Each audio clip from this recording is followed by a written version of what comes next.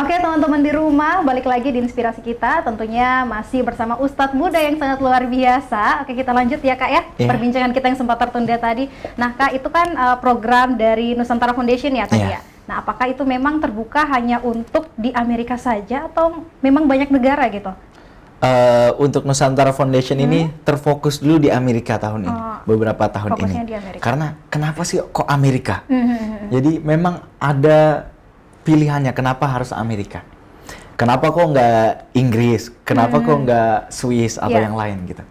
Jadi kalau kita belajar sejarah Islam, zaman Rasulullah SAW, dahulu yang ditaklukkan oleh Islam itu Persia dan Romawi. Karena saat itu yang menguasai dunia adalah dua imperium yang besar itu. Sekarang di dunia ini yang menguasai dunia mana? Dua yang terbesar menguasai dunia adalah Amerika dan Cina.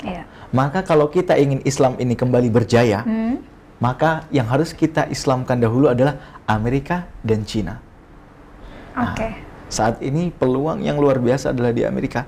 Karena berdasarkan data resmi, mungkin bisa dicari di VOA, Voice of America, atau mungkin saya kemarin dapat bocoran, katanya data dari CIA itu, per tahun pertambahan populasi Muslim di Amerika itu sebanyak 100.000, bayangkan. Per tahun? Per tahun.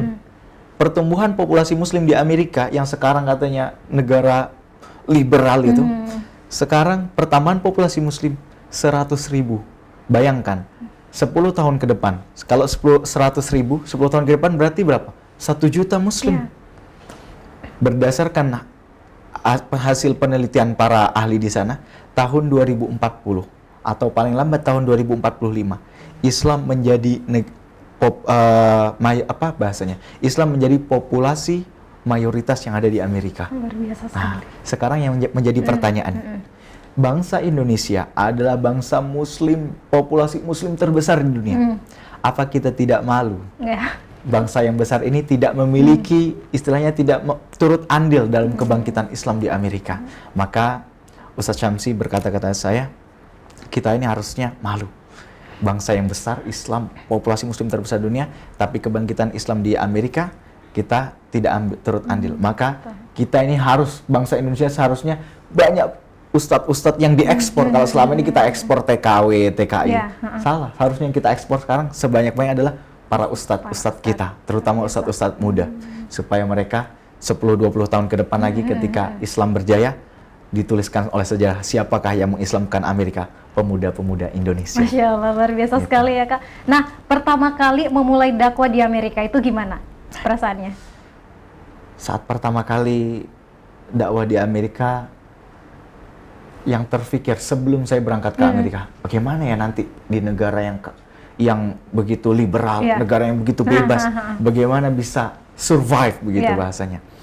Nah, subhanallah, ketika saya menginjakkan kaki saya ke Amerika, hilang semua kekhawatiran itu. Hilang. Ternyata orang Amerika yang begitu luar biasanya di media sangat wah sekali. Itu subhanallah.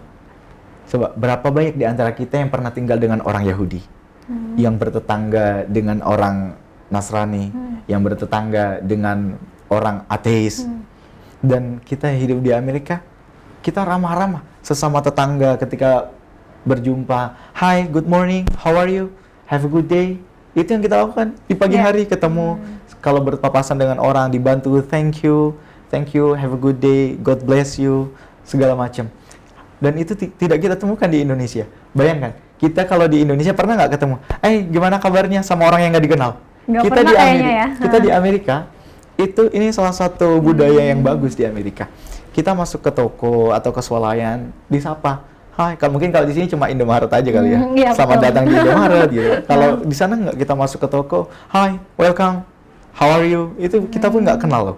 Nah, jadi kalau untuk bagaimana dakwah di Amerika, sebenarnya sabda Nabi SAW itu pas banget.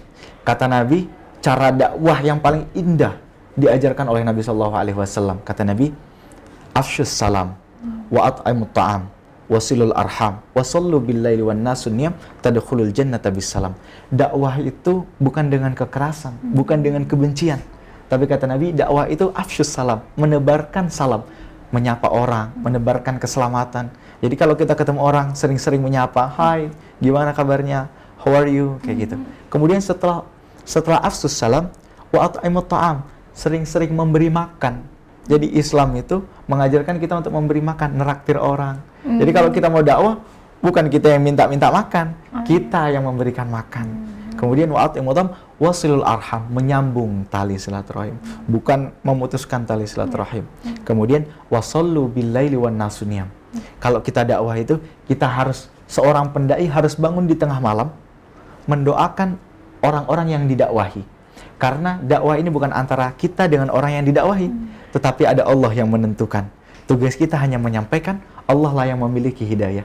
Maka, tatkala kita ingin mengingatkan saudara kita yang, misalnya tetangga kita nggak pernah sholat, saudara kita nggak pernah sholat, caranya itu tadi, sering-sering kita sapa, sering-sering kita ajak makan. Kemudian setelah itu kita sambung silaturahim, dan yang keempat adalah kalau malam kita doakan. Dari situlah kata Nabi Shallallahu Alaihi Wasallam, tadkhulul jannata bisalam. Insya Allah dengan dakwah cara begitu, insya Allah kita akan sama-sama masuk ke dalam surganya Allah Subhanahu Wa Taala. Luar biasa sekali gitu. ya, Masya Allah. Akhirnya saya juga mendapat siraman rohani ya hari ini ya pemirsa. Nah Kak, lanjut lagi, Kakak kan udah sering juga dakwah di Indonesia, tadi ada di Bali, di Jakarta dan lain-lain. Apa yang membedakan gitu dakwah di Indonesia sama di Amerika gitu?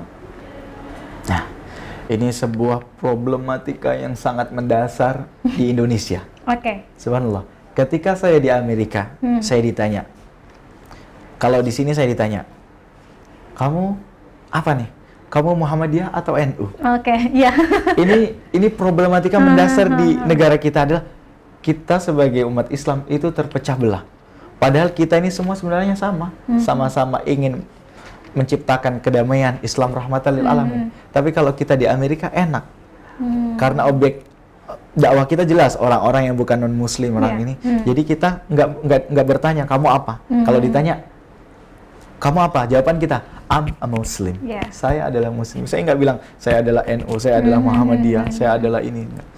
Saya adalah Muslim. Maka kalau kita mencari perpecahan dari zaman Rasulullah, dari zaman dulu kita ini berpecah. Tapi kalau senantiasa mencari perpecahan, itu nggak akan selesai. Karena perbedaan itu selalu ada. Perbedaan itu akan selalu ada. Maka PR kita sebagai bangsa Indonesia adalah itu. Carilah perbedaan, dari situ kita bersatu.